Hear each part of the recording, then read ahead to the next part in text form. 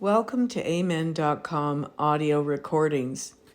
This is the second part of Chapter 6, Getting Active from Living Sober.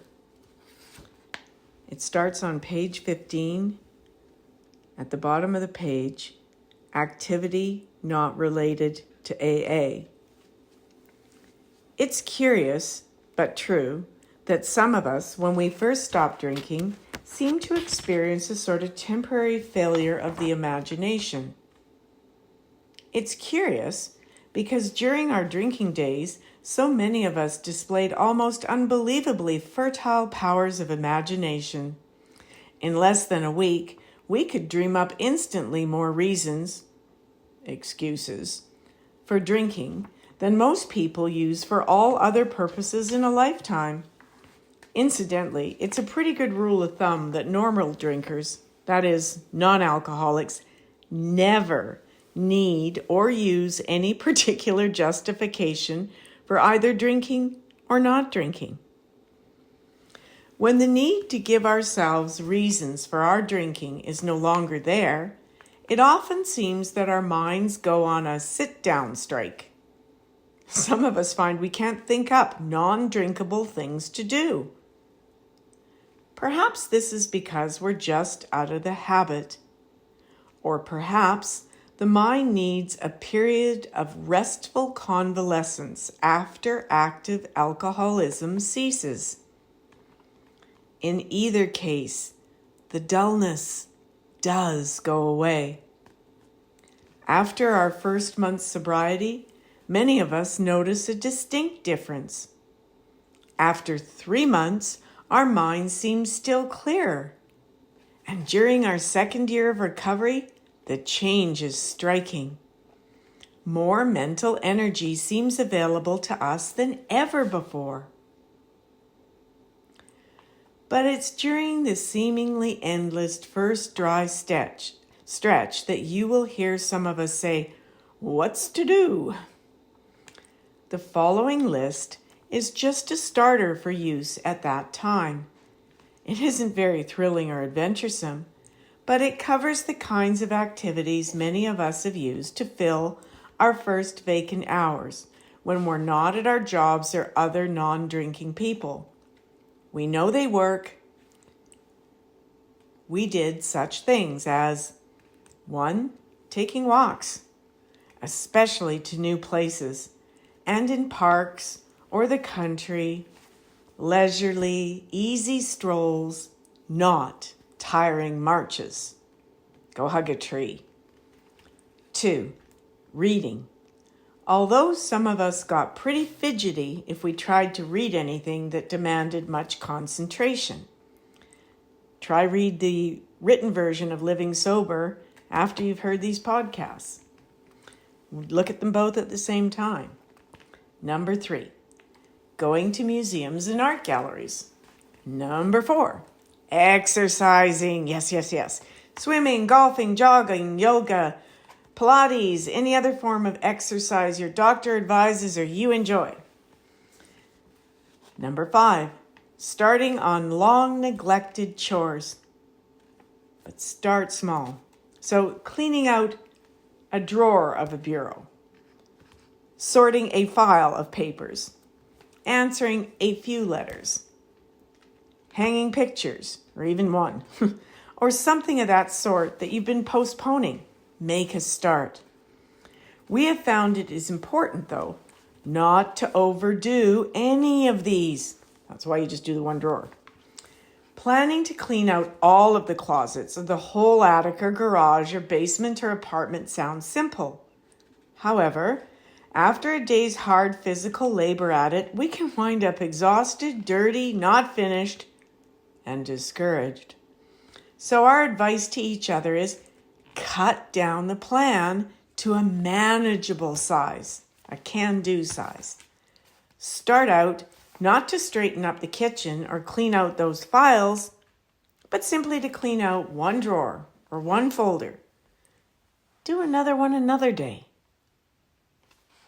Number 6, trying a new hobby.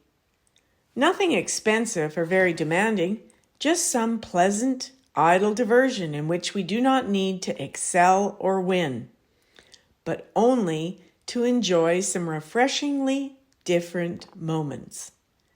Many of us have picked up hobbies we'd never dreamed of before, such as bridge, macrame, the opera, tropical fish, cabinet making, needlework, baseball, writing, singing, crossword puzzles, cooking, bird watching, amateur acting, leathercraft, gardening, sailing, the guitar, movies, dancing, marbles, bonsai, collecting something or other.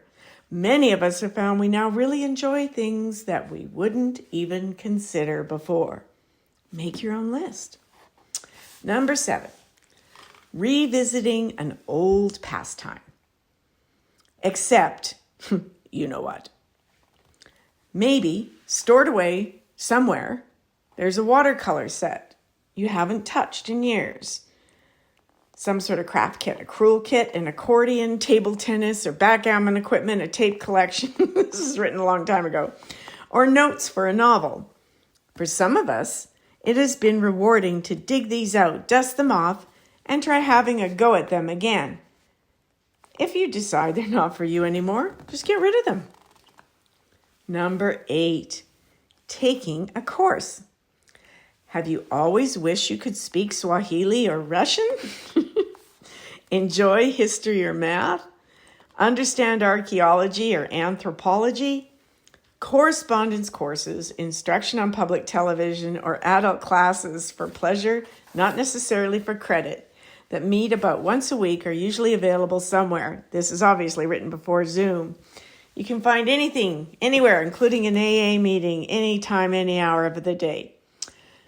Why not give one a try? Many of us have found that such a course can only add a fresh dimension to life, but also lead to a whole new career. Why not? Redefine yourself. If studying gets to be a drag, though, don't hesitate to drop it. You have the right to change your mind and quit anything that is more of a hassle than it's worth, except your recovery. Being a quitter can take courage and make very good sense if you're quitting something that is not good for us or adds no positive, pleasurably, or healthy new facet to our life.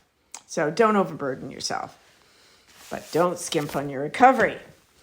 Number 9, volunteering to do some useful service. This is a good one. Many hospitals, children's agencies, churches, and other institutions and organizations desperately need volunteers for all kinds of activity. The choice is wide, from reading to the blind to sealing envelopes. Oh my goodness, this is written a while back. For a church mailing or gathering signatures on a political petition.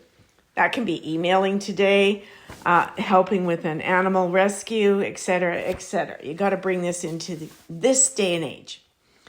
Check with any nearby hospital, church, governmental agency, or civic club to find out what volunteer services are needed in your community.